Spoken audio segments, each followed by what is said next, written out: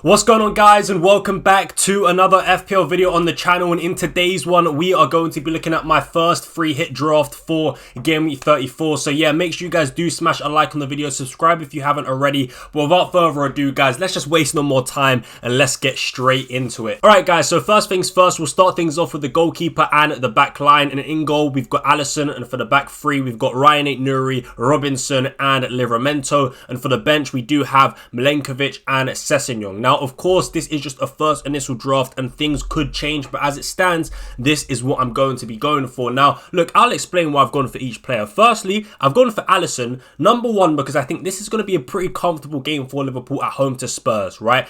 In terms of the Premier League, I think Spurs are going to be on the beach, and I do see a lot of rotation happening as this game for Tottenham is literally just a few days before a Europa League semi-final, right? So I can literally see Spurs almost fielding an 11 that you wouldn't typically see in the Premier League, a much weakened side, right? So with that being said, I think Liverpool do get a clean sheet, but not only that, right, because I've been stinking up the place this season, because I'm sitting at a very bad rank in FPL at the moment, I do want to put in differentials where possible, and I think this is a differential pick that could pay off, right? Because I do see Liverpool getting a clean sheet, and I don't see many other FPL managers, whether they're free hitting or not, having a Liverpool defender. So yeah, for me, I think Alisson is a good pick, and I do see myself sticking with him. Of course, I might change my mind, right? I might change my mind, but as things stand, yeah, Alisson is going to be in net. Obviously, on the bench, I do have Sells as well. I actually do quite like the Nottingham Forest defense this week. The game against Brentford for me does almost feel like it's going to be a really low scoring game, and I wouldn't be surprised if Forest do get a clean sheet, as it is a very important game for them as well. But yeah, that's why I've gone for Alisson. And like I said, back three, literally with this back three, I've just gone for attacking fullbacks against the relegation teams. It's simple as that. We've got Ryan Aït-Nouri at home to Leicester, Robinson away to Southampton, Livramento at home to Ipswich. All three of these players are fullbacks that love to get high up the pitch and provide attacking returns, and they're playing against the weakest sides in the Premier League, right? The three relegation sides. So yeah, it's simple as that. There's not much that really needs to be said. I mean, in terms of Livramento, maybe I could go for Trippier. I'm guessing Trippier could be more of a differential pick, so maybe I might switch from Livramento and go to Trippier instead. I mean, in terms of general open play, I do prefer Livramento because of his attacking threat in open play seems to be a lot better than Trippier's. However, Trippier does have the set pieces, you know, the free kicks, the corners. So maybe I do go for Trippier, but as it stands, I've gone for Livramento. I do have Sessegnon on the bench, but I don't know if he's going to start again. I mean, it would be better to go for Sessegnon because he's literally listed as a defender, but playing as a winger in actual football, right? So yeah, Sessegnon is actually a good pick, but I don't know if he's going to start. So at the moment, I've got Robinson, and then yeah, Aït-Nouri. We know what he gives you, man. Good attacking threat, and Leicester are terrible in front of goals. So yeah, that's the back line that I've gone for. Pretty simple. It should get the job done, really, and I don't think I will check like. The personnel might change, but the team won't change, if you get what I mean. So Robinson might change to Sessegnon, Livramento might change to Trippier, but ultimately I'm going to have a Newcastle defender, I'm going to have a Fulham defender, and I'm probably going to keep Alisson in goal. But anyway, let's move on to the midfield. In midfield, currently as it stands, I've got, I was about to say John Barnes. I don't know why I was about to say John Barnes. I've got Harvey Barnes, Luis Diaz, Mohamed Salah, and Kluivert. That's the midfield four I'm going for at the moment. Now, I think Barnes, I wouldn't be surprised if a lot of free hitters are going to go for Barnes, but overall, I still feel like he'll be relatively low owned. But I do like Barnes. He's got the form. He's playing well at the moment. I do expect him to start again.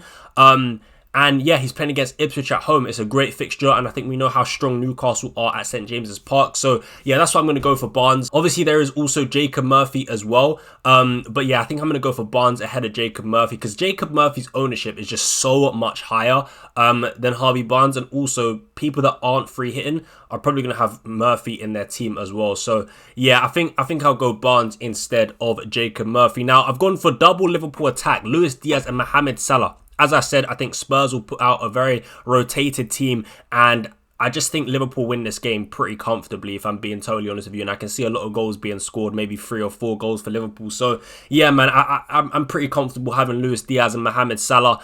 I could go for Diogo Jota, but I feel like Luis Diaz is more likely to start, and if he does start, he's more likely to get 90 minutes over Diogo Jota as well. So yeah, I think I'm going to go Luis Diaz. Of course, my captain is going to be Mohamed Salah. I'm just backing Liverpool so much in this game against Spurs. I could go for, and look, you guys will see, of course, I'm going to have Isak in this team. Now, I could go for Isak captain, but I do prefer Mohamed Salah. So, yeah, Salah's going to be my captain. And then I've also got Cliver against Manchester United at home. I think Bournemouth win this game 3-0. That's my honest prediction. And I think it's going to be a pretty comfortable game. And Ruben Amorim also did say, right, after the Lyon game, that we're going to rotate a lot. Right, we're going to rotate a lot, and the main focus is going to be the Europa League. So I could see us rotating against Bournemouth, as a few days later we'll have a Europa League semi-final against Bilbao. Right, so with that being said, we'll put out a much weakened side. Bournemouth are at home, and I can just see them winning that game. I can see them scoring goals, and I really do like Kluivert as a pick. He's back from injury. He got 90 minutes in the last game, and also he's on penalties as well. So yeah, really, really big fan of him. Now, as you guys know, on the bench, I got Elanga against Brentford at home. Now, also, as you guys can see, there is no Cole Palmer, for example. Now, I'm not going to lie, man. I'm not going anywhere near Cole Palmer on the free hit. Yes, it's a free hit. Yes, it's just for one game. But also, Chelsea just stink. All right, I'm just, honestly, just no. It's not happening. I think Everton is going to be a pretty tricky game for Chelsea, and Chelsea just don't have the form, right? I'm recording this before they play Fulham, so maybe Cole Palmer, by the time you're watching this, right, has scored against Fulham. Maybe he scored a brace or got 1 goal, 1 assist, and maybe people are going to change their minds on Cole Palmer. But regardless of what Palmer does in the next game against Fulham, I'm not going for him, right? I'm simply not going for him. I don't really like him as a pick. Also, I've got no Fulham attacker. Again, I don't really like any of the Fulham attackers, so I'm just going to avoid them if I'm being honest. So, yeah, look, with this midfield, I am pretty happy with it. I do, yeah, I'm pretty happy with it. So, anyway, look, let's move on to the front three. And in the front three, we do have Strand Larsen, Alexander Isak, and Matheus Cunha. Now, things could change, right? Things could change with this front three. There is one player that I'm going to quickly say that I really, really, really do want in this draft, and I will probably change the front three. And that player that I want to bring in is Ivan Olsen. Every time I watch Bournemouth, Ivan Olsen does get a lot of chances, and I can see Ivan Olsen scoring against Manchester United, scoring against the weakened side that I do expect us to put out, right? And I do kind of want to go for double Bournemouth attack. I feel like Ivan Olsen is a player that not many people are going to go for, right? Which is why I do sort of want to put him in. The only question is for who? Who would I take out? Because I got Isak, he's a must-have. I've got Cunha, I've got Strand Larsen. And I really do like Cunha and Strand Larsen as they're at home against Leicester. So if I'm going to go for Ivan Olsen, and I really, really do, it's going to be for one of Cunha or Strand Larsen, but I'm not sure. Now, the funny thing is, as I said, I'm recording this on a Sunday, right, before Wolves play against Manchester United. If Cunha doesn't start against Manchester United, then I will most definitely take out Cunha and put in Ivan Olsen. If he does start against Manchester United, I think I'll take out Strand Larsen and put in Ivan Olsen because Cunha does take penalties. But ultimately, as you guys can see, the theme here so far anyway is to just attack the relegation sides with this front three.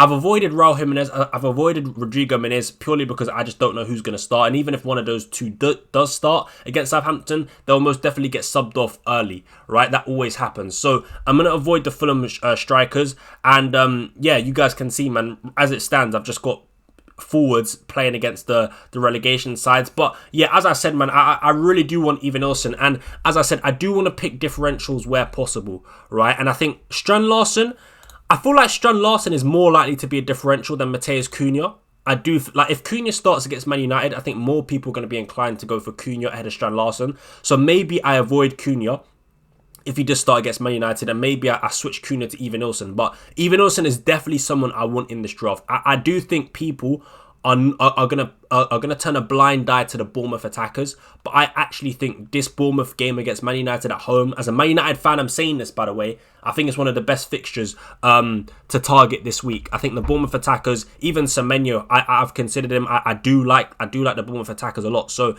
yeah, Ivan Olsen is someone I want, but ultimately the draft that you're seeing on your screen right now is more or less going to stay the same. There is going to be a few tweaks, most definitely. There probably will, I'm not going to lie. But I'd say the core of the draft will stay the same. Like, my defense will pretty much stay the same in terms of the team that I'm picking from. So I'm definitely going to have a Fulham defender, probably going to have a Newcastle and Liverpool defender and a Wolves defender. The midfield four, I'm keeping Cliver because he's on penalties. I'm keeping Salah. Diaz and Barnes could change, but I highly doubt it. So, yeah, ultimately, I would say that this is the draft right now that I'm looking at, man. This is what I'm looking at. And like I said, man, there could be a few changes, but I'm pretty happy with it, honestly. I am pretty happy with it. I'm just trying to think, like, who else could I really go for? I mean, Cody Gakpo is someone that I've also considered. But again, will he start? It would probably be a Jota, Diaz, Salah front three for Liverpool. As I said, I'm avoiding Cole Palmer. I'm avoiding Brighton assets because I just don't like them.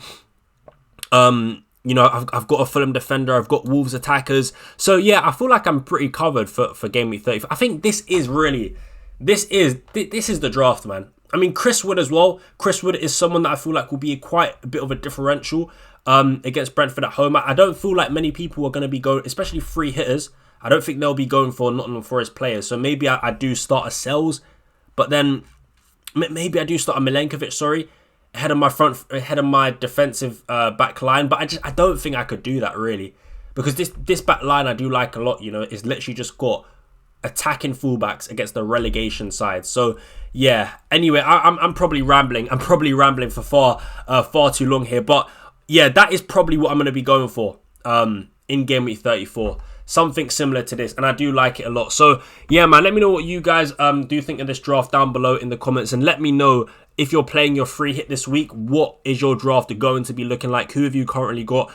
Have you got any locks in your team? I'd love to know what your free hit is looking like and the players that you've got. But, yeah, that is my first draft for free hit draft for Game Week 34. Thank you guys so much for watching. Smash a like on the video if you haven't already. Hit that notification bell so you never miss an upload. But yeah, it's been your boy FPL Ryan, and I'll catch you guys in the next one. But until then, I'm out. Peace.